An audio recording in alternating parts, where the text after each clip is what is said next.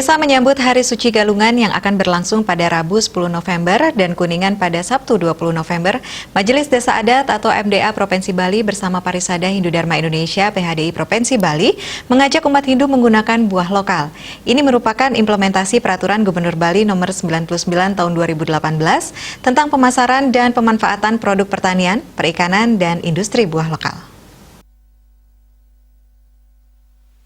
Bertajuk bidang agama, seni, budaya, tradisi, dan kearifan lokal, MDA Provinsi Bali, Gusti Made Ngurah mengatakan bahwa Galungan dan Kuningan menjadi momentum untuk memanfaatkan buah hingga hasil pertanian lokal Bali.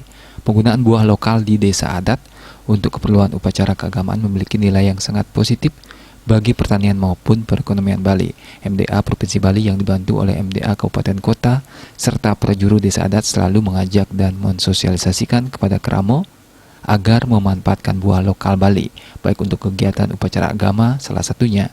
MDA Provinsi Bali juga menghimbau kepada masyarakat bahwa di dalam rangka menyambut Hari Raya Suci Galungan dan Kuningan agar mengurangi penggunaan plastik sekali pakai.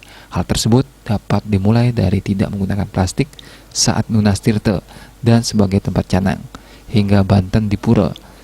Ketua PHDI Provinsi Bali Gusti Ngurah Sudiana menjelaskan implementasi Peraturan Gubernur Bali Nomor 99 Tahun 2018 salah satunya dapat dilakukan dengan memanfaatkan buah lokal.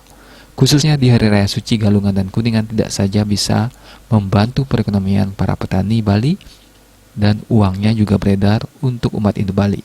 Namun lebih dari itu, tanaman yang menghasilkan buah lokal Bali telah melalui serangkaian upacara pada saat Hari Raya Tumpak Pengatak atau Tumpak Uduh, sehingga buah lokal Bali sebelum dimanfaatkan secara tradisi dan keagamaan Hindu di Bali sudah menjalani proses penyucian dengan harapan tanaman tersebut subur dan menghasilkan buah yang berkualitas.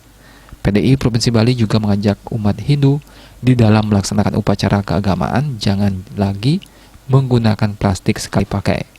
Winata Bali Pos melapor.